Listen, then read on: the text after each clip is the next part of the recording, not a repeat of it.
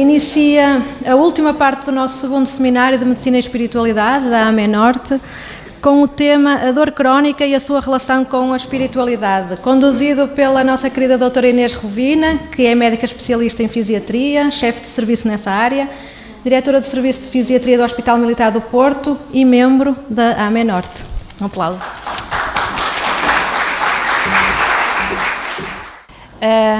Então a palestra que segue vai ser uma relação entre a dor e a espiritualidade. Mas vamos começar por falar da dor física, que é aquela dor que todos nós já sentimos e que nós médicos pensamos que algumas vezes conseguimos tratar. Começaríamos por definir o que é a dor. A dor é uma experiência multidimensional desagradável, envolvendo não só um componente sensorial, ou seja, a intensidade, a duração, mas também um componente emocional, que se associa a uma lesão tecidular concreta ou potencial, ou é descrita em função dessa lesão. Esta é a definição da Associação Internacional do Estudo da Dor. Portanto, daqui se pode inferir que a dor é um fenómeno complexo e multidimensional. É melhor explicado pelo modelo biopsicossocial, mas voltaríamos a este assunto um bocadinho mais à frente nesta palestra. É subjetiva, cada um sente a sua dor. Nem sempre existe uma relação direta entre a causa e a dor. E não existem nem exames complementares de diagnóstico, nem análises a líquidos biológicos, ao sangue, à urina, ou outros, que nos digam se aquele doente sente dor e com que intensidade a sente. A medicina tradicional aborda a dor, sobretudo, a dois níveis, com a classificação temporal, ou seja, de acordo com a sua duração. Ela pode ser aguda, se tem uma duração inferior a 3 meses, ou crónica, se tem uma duração superior a 3 meses. Ou então, classifica a dor de acordo com o mecanismo que lhe está subjacente. E assim temos uma dor nociceptiva, neuropática ou mista, isto é, que tem as características das duas anteriores. Não se assustem com estes termos que nós vamos explicar um bocadinho melhor mais à frente. Então, a dor aguda é uma dor que tem uma duração limitada no tempo. Ela desaparece quando a causa que a originou se repara, desaparece. Pode ser desencadeada por fatores que são sempre identificados, seja um traumatismo, uma lesão, uma cirurgia, uma doença ou até mesmo um procedimento médico, como por exemplo a colocação de um dreno. Aqui o que importa é que esta dor aguda tem um papel protetor biológico, porque ela vai sinalizar a lesão ou uma disfunção do organismo e, portanto, funciona como um sinal de alarme. A dor crónica tem uma duração superior a 3 meses e isto é um período perfeitamente arbitrário, porque se pensa que a maior parte dos sistemas e dos órgãos se resolvem neste tempo. É uma dor persistente que não está diretamente relacionada com a causa que a originou e é uma definição imprecisa. Fundamentalmente, eu gostaria que notassem que não é pelo facto da sua duração aumentar que se torna em dor crónica. Não, o fator tempo aqui é secundário. O que interessa é que realmente ela não tem uma função protetora e, por isso, deixou de ser encarada como um sintoma para passar a ser encarada como uma doença. E isto já, como viram aqui, em 2002, pela Federação Europeia do Estudo da Dor.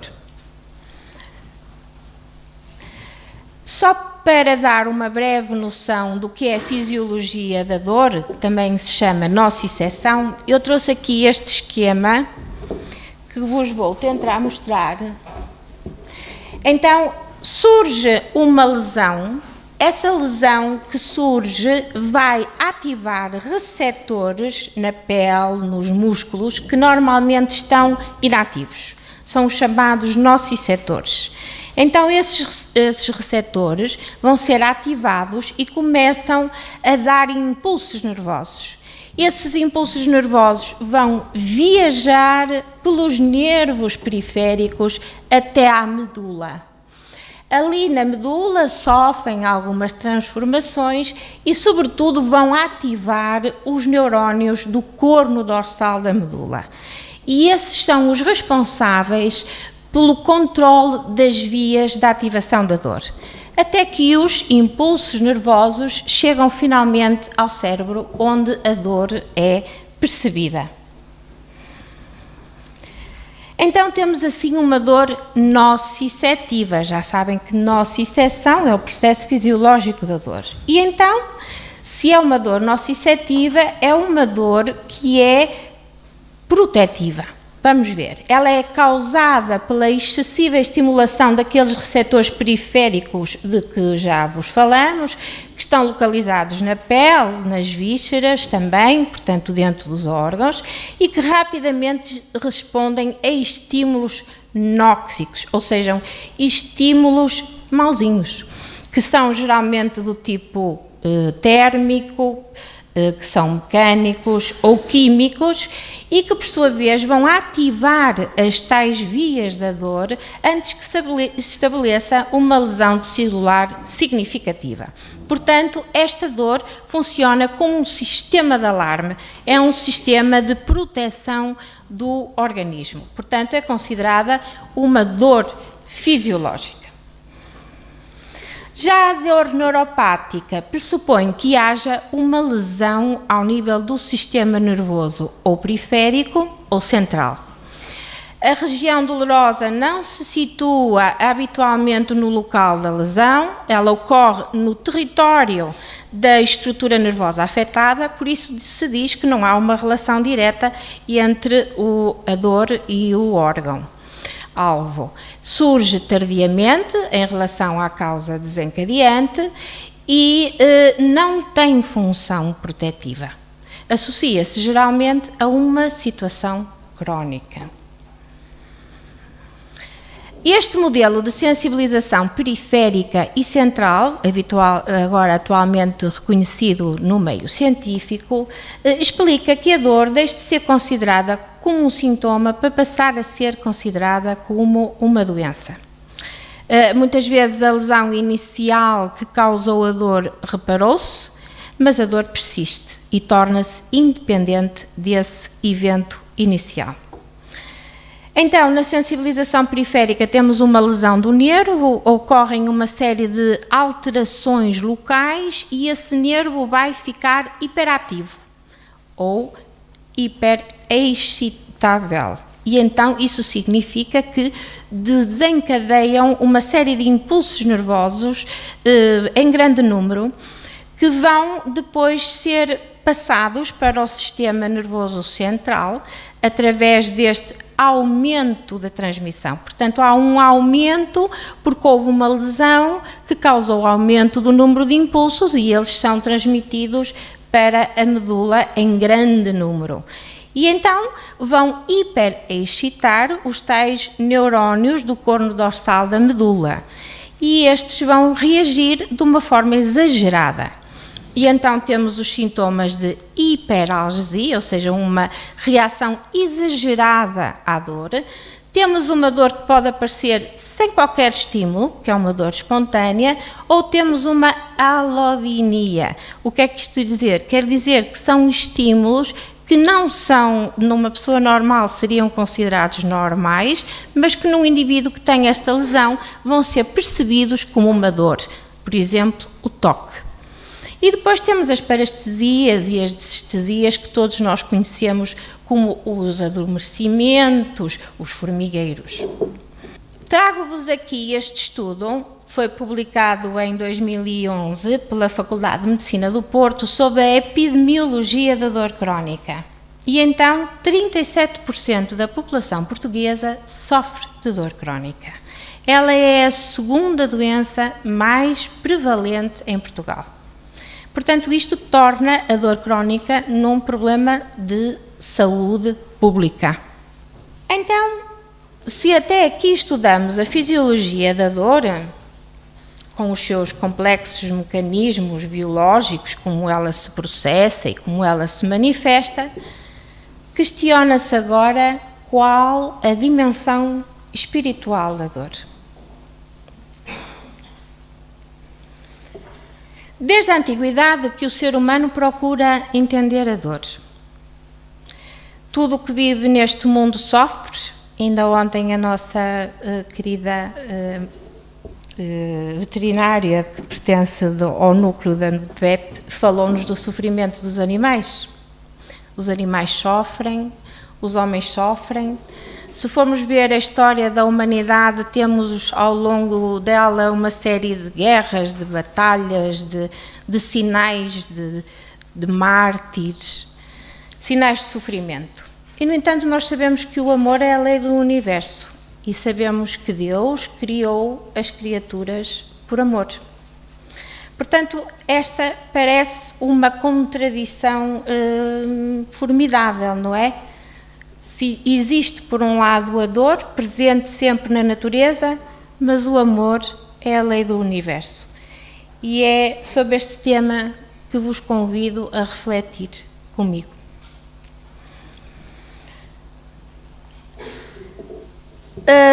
Como eu disse, muitos pensadores, muitos homens da ciência se dedicaram a este tema e eu fui trazendo apenas estes exemplos. Platão pensava que a dor ocorre quando a proporção ou a harmonia dos elementos que compõem o ser vivo é ameaçada ou comprometida. Portanto, há uma harmonia que deixa de aparecer. Hipócrates, o pai da medicina, diz-nos que a dor é uma alteração do equilíbrio normal do organismo, mas centra todo este complexo da dor no coração. Galeno, alguns séculos mais tarde, define pela primeira vez a dor como uma sensação e centra no cérebro. Nós somos uma civilização marcadamente judaico-cristã e por isso fomos ver o que é que pensava o judaísmo da dor. O judaísmo considera a dor como um castigo divino pela desobediência. É um atavismo do pecado original. Já o cristianismo glorifica a dor, exalta-a na figura de Jesus na cruz. E, de facto, diante do suplício que Jesus sofreu nos últimos dias da sua vida, a imagem do Jesus crucificado no Calvário ajudou os homens ao longo dos tempos a sofrer a sua própria dor. Então, para dar resposta a esta questão, porquê a dor, consideramos que existem fundamentalmente dois pontos de vista. Temos o ponto de vista materialista e o ponto de vista espiritual. Do ponto de vista materialista, a experiência da dor é melhor explicada pelo modelo biopsicossocial. E isto já foi uma evolução, porque há 2 décadas atrás considerava-se que a dor era apenas um fenómeno biológico. E hoje já se foi tendo outra noção e então achou-se já que a interação complexa e dinâmica entre fatores biológicos, psicológicos e sociais perpetuam e agravam a dor e causam fundamentalmente uma incapacidade funcional e uma alteração da qualidade de vida. Portanto, alterações a nível dos autocuidados, um homem com dor, um ser humano com dor, não consegue desempenhar as suas tarefas, não consegue trabalhar da mesma forma. Do ponto de vista espiritual, fomos buscar 2 excertos de 2 livros. André Luiz, no livro Ação e Reação, já hoje aqui citado, diz-nos que a dor é ingrediente dos mais importantes na economia da vida em expansão. E então, se nós elevarmos o nosso pensamento e considerarmos a vida como a vida eterna, podemos entender que desde o início, desde o homem primitivo até hoje, houve de facto uma evolução que foi marcada pela dor. Já que foi falado sobre o sofrimento, e muito bem pelo Dr. Gerson, Joana de Ângelos diz-nos que o sofrimento faz parte da vida. É um mecanismo da natureza através do qual o processo intelectual e moral se expressa e consolida. Pode ser considerada uma doença da alma. Portanto, o sofrimento é necessário para o progresso e para se consolidar esse progresso que o homem fez. Voltando então aos ponto de vista dos materialistas, eles pensam que a evolução da vida na Terra e todas as formas de existência desenvolvidas ao longo dos tempos foram resultantes de mero acaso, um capricho da natureza. Então o universo é apenas aquilo que nós conseguimos apreender com os nossos sentidos do nosso corpo físico. E depois da morte não existe o nada. Então, o homem aplica o seu conhecimento para combater a dor no corpo físico, aumentando assim o seu bem-estar, tornando mais agradáveis as suas condições de vida, não é? No fundo, para poder usufruir dos prazeres da existência. Do ponto de vista da ciência médica, ela tem evoluído muito no tratamento da dor. Sobre a pesquisa dos modelos da fisiologia da dor, tem havido imensos avanços, assim como também se têm pesquisado novos fármacos para o tratamento da dor. E há muitas organizações que têm contribuído para chamar a atenção das populações sobre o problema da dor, a criação de campanhas de luta contra a dor e, fundamentalmente, existe hoje em dia cada vez um maior número de unidades de tratamento da dor nos nossos hospitais, fazendo com que o tratamento da dor seja acessível às populações. Vejamos o que nos diz então a espiritualidade e trouxemos aqui este excerto do livro Alma e Coração, psicografado por Francisco Cândido Xavier, e Emmanuel diz-nos que vale observar que o reconhecer a existência do erro ou do desajuste em nós é sinal de melhoria e de progresso. Portanto, o facto de nós reconhecermos que cometemos erros e que criamos desequilíbrios da nossa vida já é um bom sinal, é sinal de progresso.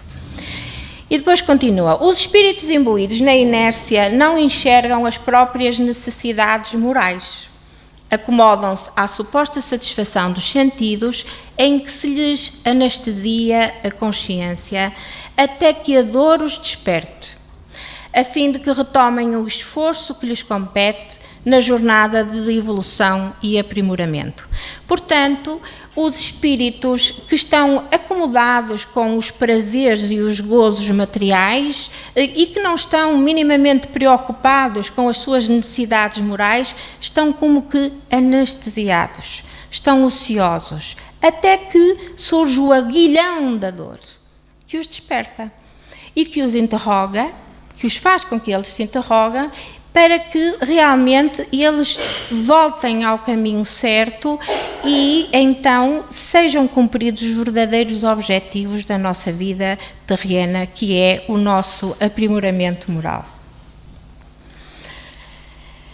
Então a humanidade, ainda ignorante das leis de Deus, que não tem consciência da vida futura, nem do seu objetivo da vida aqui na Terra, tem necessidade da dor para ser estimulada no seu caminho e transformar os instintos primitivos e grosseiros daquele homem pré-histórico, o homem das cavernas, em sentimentos puros e generosos que são os do homem do futuro. A dor surge como um estímulo quando o homem não tem nem a energia, nem o conhecimento, nem a vontade para prosseguir no seu aprimoramento moral. E não se aplicam dores e sofrimentos inúteis ou imerecidos. Deus é imensamente bom e justo, não é justiceiro. Portanto, se nós temos dores e sofrimentos, é de ser por uma causa e essa causa há de ser justa. Então aqui, a mensagem que queríamos passar é que a dor não é apenas uma punição. Ela tem um sentido útil, porque é um instrumento do progresso. E a causa principal da dor é o desequilíbrio entre os pensamentos e os atos do homem e as leis divinas. Baseando-nos nos livros de Joana de Ângeles, para dar resposta a esta questão: qual a causa da dor e do sofrimento? Se a lei divina é a lei do amor, por que é que existe dor e sofrimento? Então temos duas ordens de razões. Temos as razões que estão relacionadas com faltas cometidas em vidas passadas, ou causas kármicas, e faltas cometidas na vida atual, na vida presente, que são as causas atuais. Há muitas pessoas muito preocupadas em saber o porquê das suas aflições e das suas angústias e procuram, sobretudo, a causa nas vidas passadas. Mas eu penso que o mais importante de tudo é nós reconhecermos o tipo de conduta que levamos na vida presente. Como é que nós reagimos às nossas atribulações que a vida nos vai apresentando. Bom, então os sofrimentos podem ter dois aspectos que se complementam, que é a provação e a expiação. Comecemos por ver então o que é a provação. São provas requeridas ou propostas, geralmente sempre antes da reencarnação, e sobretudo quando o espírito tem méritos, e são avaliadas as probabilidades de sucesso e os recursos ao alcance. Porque aqui o que se pretende é que o homem consiga ultrapassar essas provas.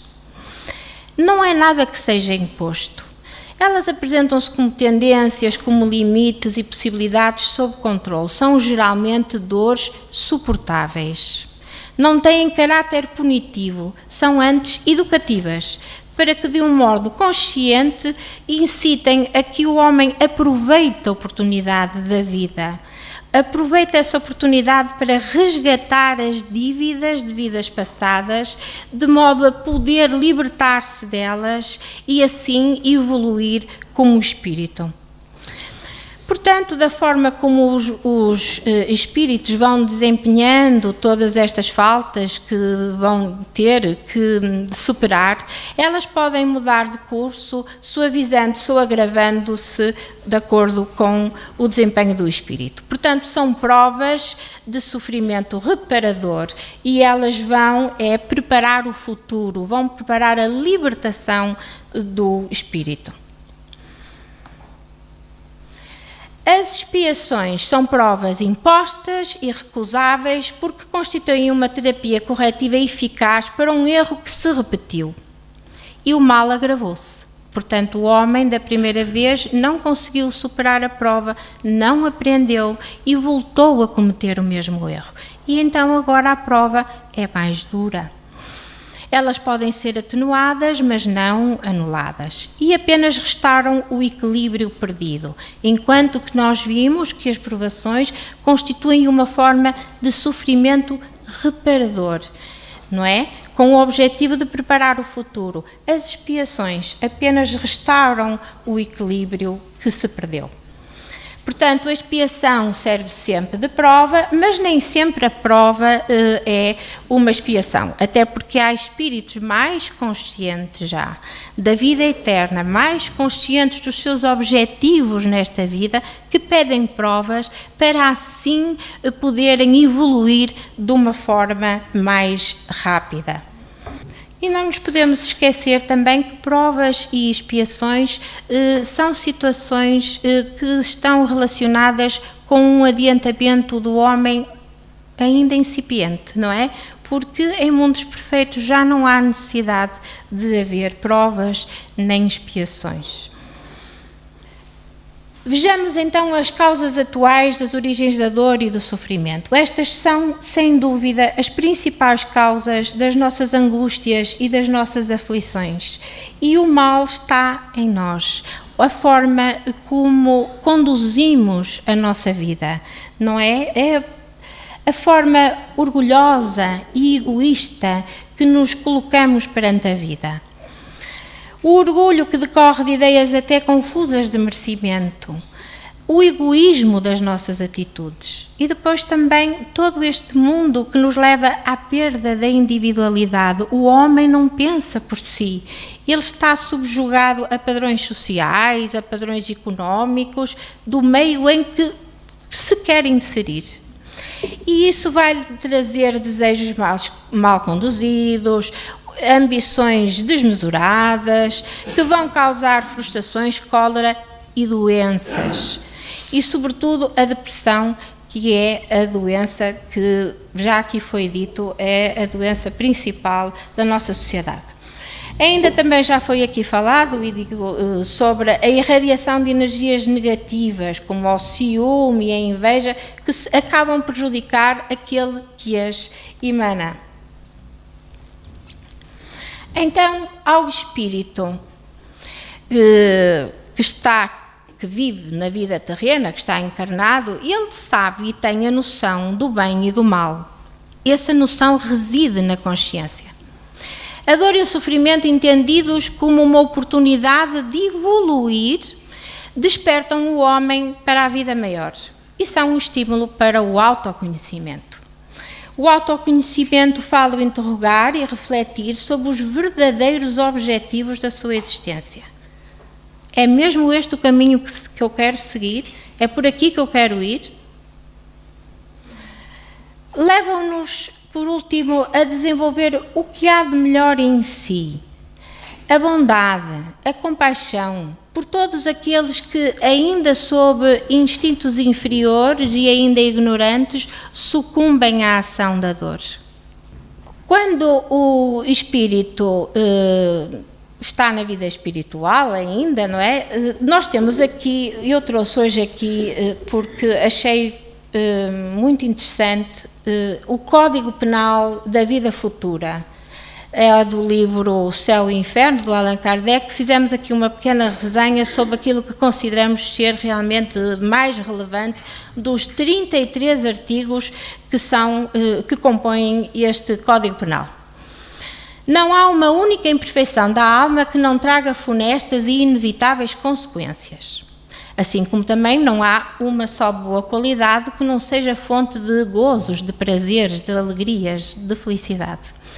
A soma das penas é proporcional à soma das imperfeições, assim como a dos prazeres, dos gozos, à das qualidades.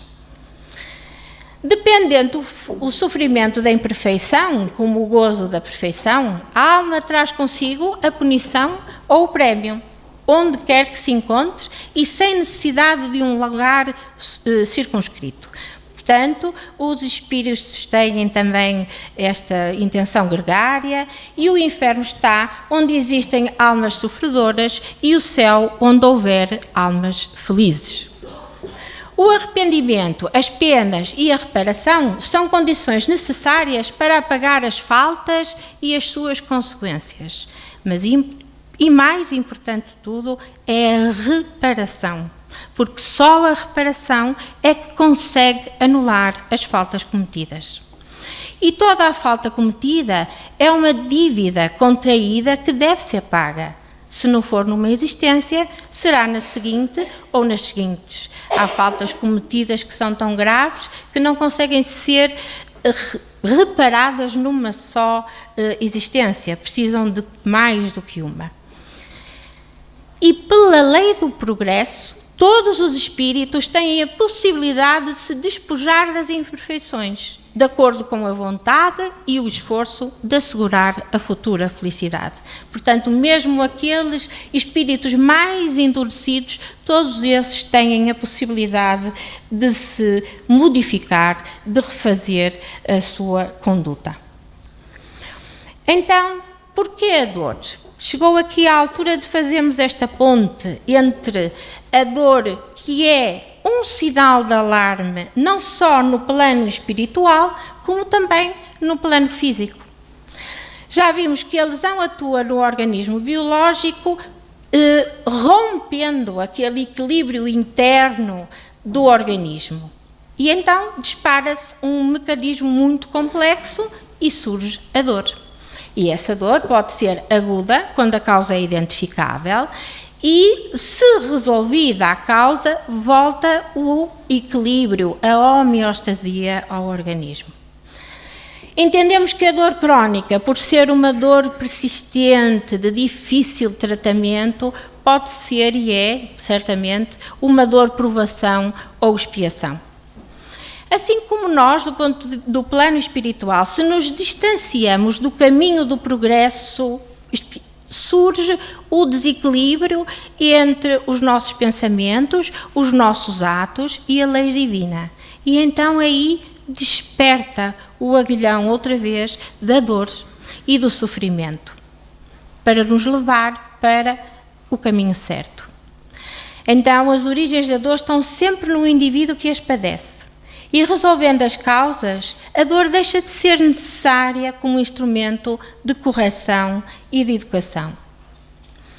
Então é esta pergunta: tudo se resgata e repara pela dor?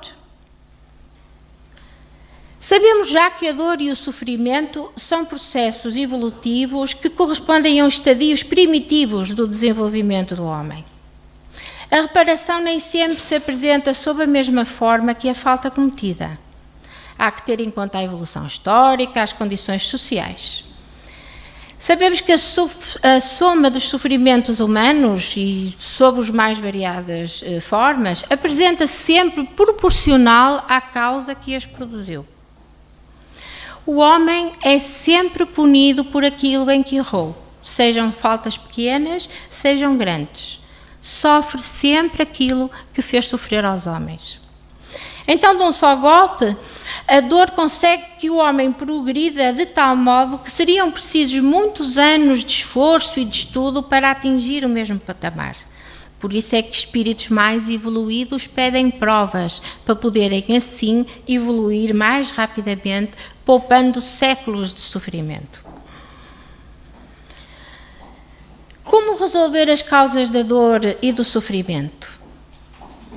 As dores e os sofrimentos dão experiência ao homem para que ele modifique a sua conduta, evitando no futuro o erro cometido que lhes vai causar amarguras, aflições, porque se assim não fosse, não havia motivo para que se emendasse.